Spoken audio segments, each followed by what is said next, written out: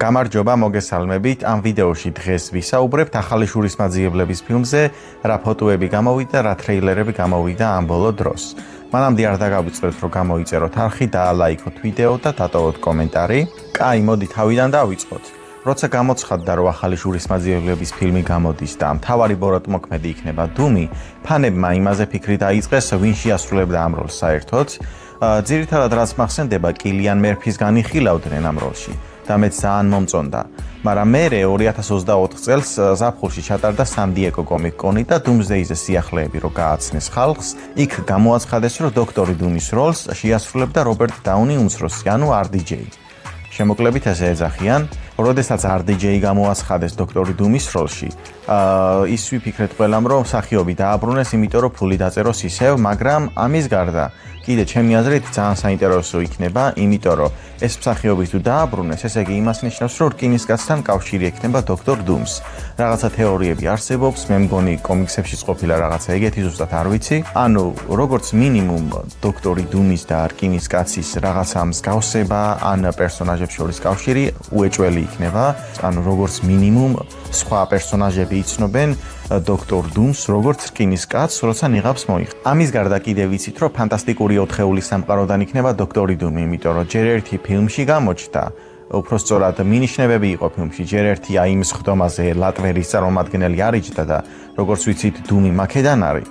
და შესაბამისად ერთი მინიშნება ეგ იყო, მერე პოსტკრედიტ სცენაში გამოჩნდა. ანუ წესით მაგ სამყაროდან უნდა იყოს დოქტორი დუმი, ხო? კაი, გავიგეთ, რომ დოქტორი დუმის როლს რობერტ დაუნი უმცროსი შეასრულებს, მაგრამ ამის მერე მარველმა ფილმთან დაკავშირებით რაც გააკეთა, ეს იყო 5 საათნახევრიანი სტრიმი YouTube-ზე.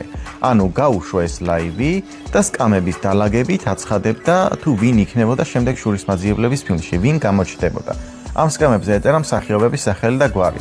ნუ ამ სტრიმის ბოლოს რაც მოხდა ის არის, რომ რობერტ დაუნი უმცროსი დაჯდა ბოლოს სკამზე და всё, მორჩა მაგით სტრიმი. მე თუ მკითხავ, ეს სტრიმი იყო კარგი გზა იმისათვის, რომ რაღაც ჰაიპი შეექმნათ, ანუ ვინ გამოჩნდება დუმსდეის ფილმში და მე ძალიან მომეწონა, ცოტა ლოდინი, ცოტა ინტრიგა ძალიან კაი იყო ჩემი აზრით. თან ის არის, რომ ყველა მსახიობი არ უჩვენებიათ, ანუ რა თქმა უნდა სიურპრიზები იქნება ეხლა დუმსდეის ფილმში. მაგის გარეშე როგორ შეიძლება, მაგრამ ანუ კარგი სტრიმი იყო, ესეთი ანონსი ძალიან მომეწონა. გავიდა ამის მერე რამდენიმე თვე და ძმებმა რუსუებმა, რომლებიც დაბრუნდნენ მარველში და ეხლა დუმსდეის რეჟისორები არიან, როგორც წინა შურისმაძიებლების შემთხვევაში იყო. და გადაწყვიტეს, რომ სურათებით გაეკეთებინათ, ანონსები, ასე ვთქვათ, ჰაიპი აეწიათ. პირველი სურათი, რაც გამოუშვეს, ანუ Instagram-ზე დადეს ეს სურათი, იყო რაღაც გაურკვეველი, დაზუმებული სურათი და დიდი ალბათობით ფანებმა რაც თქვეს, ეს იყო რიდ რიჩარდსის დაფაზე დაზუმებული სურათი და რაღაცა წარწერა ჩანდა, რომელიც მაინც და მაინც არ იკითხებოდა, ან მე ვერ ამოვიკითხე და არაფერი ისეთი არ შემხვედრია, რომ ფანებს რაღაც გაეტეხათ ეს სურათი და ბევრი ინფორმაცია ამოეკრიბათ.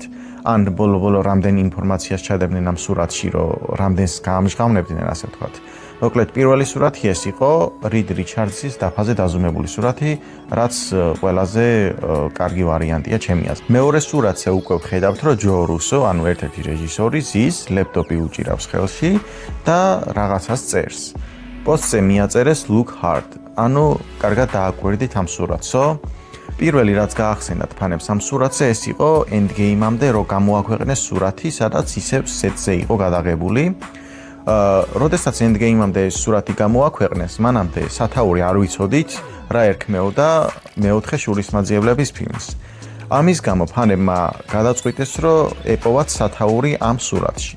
ვიღაცებმა მიახარეს რაღაცეები, ჩრდილებს აუწიეს ფოტოშოპში ასე შემდეგ. მერე მიაყოლეს ხაზები რაღაცებს და რაღაც Endgame გამოვიდა, რაღაცა გადააბეს რაღაცები ერთმანეთს, ნივთები, რაღაც მოწყობილობები ერთმანეთს და რაღაცნაირად Endgame გამოიყვანეს. და საბოლოოდ როცა ტრეილერი გამოვიდა, დაადასტურეს, რომ Endgame იქნება სათაური, იმიტომ რომ ტრეილერის ბოლოს გამოაჩინეს. ამ სურათზე კიდე იგივე რაღაცა დაიწყეს ფანებმა. მაგალითად ერთ-ერთი იყო, რომ Galactus-ის თავის ფორმა ჩანს, თუ ამ ჩრდილებს შევაერთებთ ერთმანეთთან დაახლოებით ესე. მეორე ვარიანტი და ასე შემდეგ სხვადასხვა ვარიანტები იყო, რომ ჩრდილებით რაღაც მოწყობილობებით ჩანს, რომ ზოგან არის სიტყვაზე A გამოსახული Avengers-ის ფონტში, ზოგან არის 4-იანი გამოსახული ფანტასტიკური 4-ეულის გამო და ზოგან არის X-ი გამოსახული X-Men-ების გამო და მრავალი ვარიანტია, მოკლედ გადათხარეს ფანებმა ეს სურათი და დაახლოებით გავიგეთ, რომ შურის მაძიებლები X-Men და ფანტასტიკური ოთხეული გამოჩნდება და რახან ეს ჩრდილი იპოვა ვიღაცამ, ალბათ Galactus-იც იქნება ამ ფილმში, წარმოდგენა არ მაქვს რატო, მაგრამ ალბათ რამე კამეო იქნება ან რაღაცა ეგეთი. ზუსტად არ ვიცი. შემდეგი სურათი უკვე RDJ-ის დადებული არის Instagram-ზე ძმებროსუებს შეუერთდა და გადაწყვიტა, რომ ესეთი სურათი დაიდო მადლიერების დღეს. ერთ-ერთი ტრადიციას ასრულებენ ამ სურათში, რომ ნახატზე, მაგრამ მთავარი ის არის აქ, რომ დუმი და რკინისკაცი სავარაუდოდ შეხვდებიან ერთმანეთს. ამის გარდა კიდე მადლიერების დღეს ხო დადო ეს სურათი და მერე კიდე შობას დადო 25 დეკემბერს, ამერიკელები ხო შობას 25 დეკემბერს აღნიშნავენ. ამ დღეს RDJ-მ დადო სურათი და დაახლოებით იგივე სტილში არის და სხვას რას უნდა მიანიშნებდეს, გარდა იმისა, რომ რკინისკაცი და დუმი შეხვდებიან ერთმანეთს და შესაბამისად RDJ შეასრულებს დუმის როლსაც და რკინისკაცის როლსაც, თუ რამე სიურპრიზი არ შემოგთავაზეს და სხვა მას შეასრულა რკინისკაცის როლი, მაგალითად ტომ კრუზს განიხილავდნენ ძალიან დიდი ხანი, რომ რკინისკაცის როლს შეასრულებდა. მით უმეტეს, რომ ადრე პირველი რკინისკაცი როცა გამოდიოდა, ეგ განიხილებოდა რკინისკაცის როლზე. RDJ-მ როცა მადლიერების დღეს დადო სურათი და მერე შობას დადო. ამათ შორის ძმებმა რუსებმა კიდე ერთი სურათი დადეს, სადაც გამოსახული არის ესეთი რაღაცა, რაც დიდი ალბათობით არის TVA-ის ერთ-ერთ ტელევიზორზე, ეკრანზე მიზუმებული სურათი, სადაც დროის ხაზი არის გაყოფილი. რას უნდა ნიშნავდეს ეს მულტივერსი მთელი ამბები რაღაცა აირევა, ხო? კაი, მოვრჩეთ ახლა სურათებზე საუბარს და ტრეილერებზე გადავიდეთ. Marvel-მა გადაწყვიტა, რომ ავატარის ფილმზე მიება 4 თიზერი.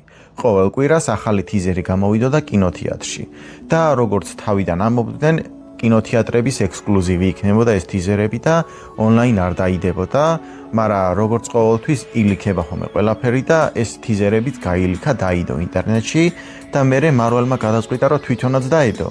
მაგრამ შეიძლება თავიდანვე ქონათ დაგეგმილი, რომ დაედოთ, რას გავუკეთ Marvel-ს ახლა. პირველი არის Steve Rogers-ის თიზერი, სადაც გვაჩვენებენ, რომ ბაიკით მიდის პეგისთან სახლში, მეორე კადრი არის, რომ თავის Endgame-ის ფორმას იღებს და უყურებს და ბოლოს არის, რომ შვილი ყავს, ამას გვაჩვენებენ.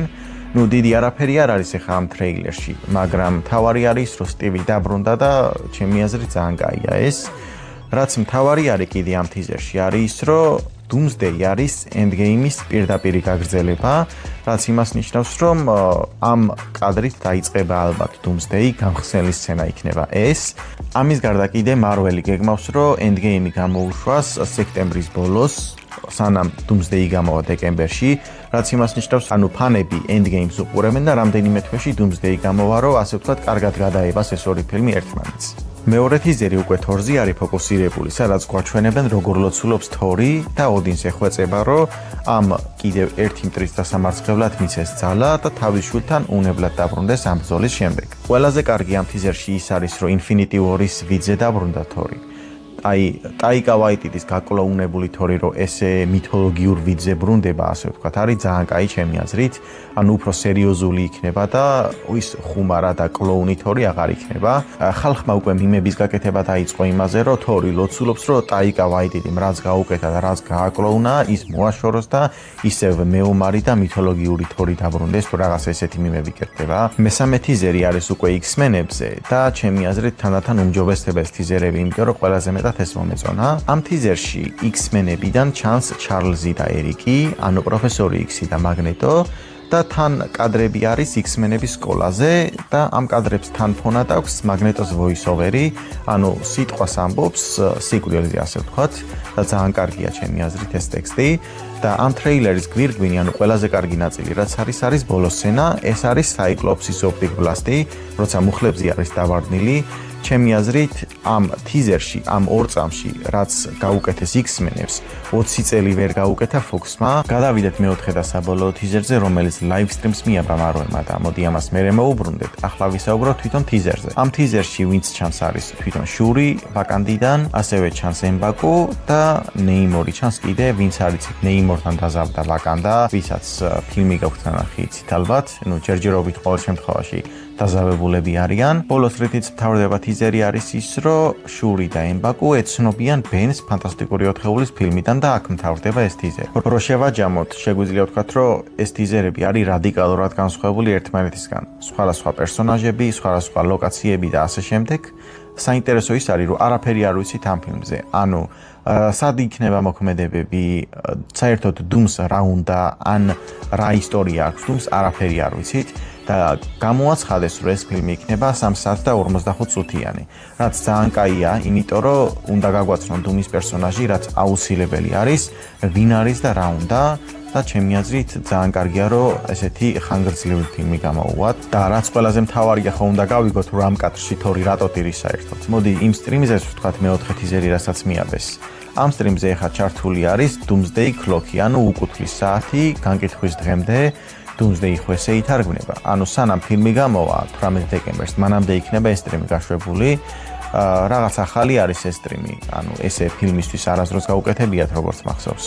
კარგი ის არის, რომ შეიძლება ამ სტრიმზე რაღაც მომენტში შეიძლება 1 თვეში, 5 თვეში, 8 თვეში რა მნიშვნელობა აქვს.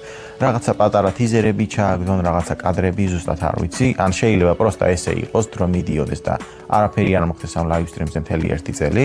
მაგრამ მაინც გააკეთეს და მე მომწონს მაგალითად ჰაიპის ასაწევად, კაი რაღაცა არის. კაი, მოდი მოვრჩეთ ვიდეოს ახლა. როგორც ვიცი, ამ დროისთვის მეტი სიახლე არაფერი არ არის Doomsday-ზე. თქვენ არ დაგავიწყეთ, რომ გამოიწეროთ არხი და ლაიქოთ ვიდეო და დატოვოთ კომენტარი. ნახვამდის.